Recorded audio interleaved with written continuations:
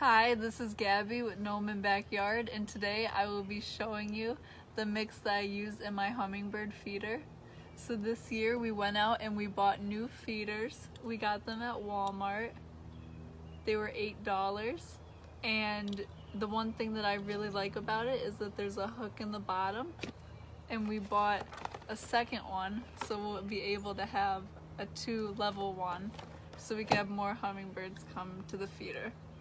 So to start off our mix, we want to make sure that we have 1 cup of granulated sugar, and then we are going to have 4 cups of water. But to start, we have to boil the 4 cups of water before to make sure that all the impurities are out of the water. And then I'm going to take this larger cup that holds 4 cups.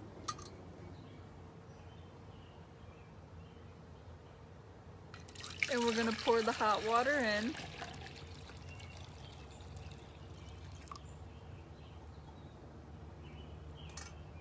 And then for the 4 cups, we're gonna take 1 cup of sugar and pour that in there.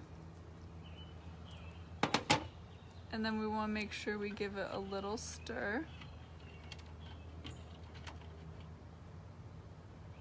And then it's important to note that you want to use granulated white sugar. You don't want to use organic cane sugar, raw cane sugar, or brown sugar. Always remember, do not use the red dyes for the food. It's not good for them that you find in the stores, so it's better to make it yourself.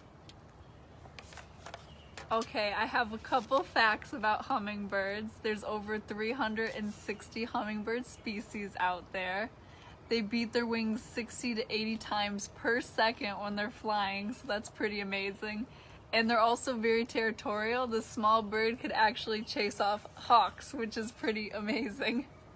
Okay, so we just want to make sure that all the sugar is mixed in good and that the water is not boiling anymore, so it's a little cooler.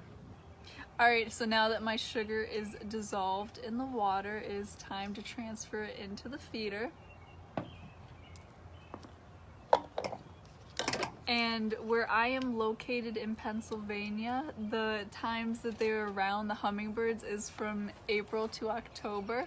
So this is a perfect time to put it out for the summer. Have them all around. We have seen a couple so far, but not that many since we haven't had the feeder out. So I'm very excited to see the first couple babies and the big ones. So a quick tip about the hummingbird food is that it could be stored for 2 weeks in a glass jar, so if you have any extra you could store it that way. A couple last things about the feeder: it has a built-in ant moat and it's also bee resistant. I would like to thank everybody for continuing to watching the videos on Gnome Backyard and sprinkling the videos. Let's go give these hummingbirds their food.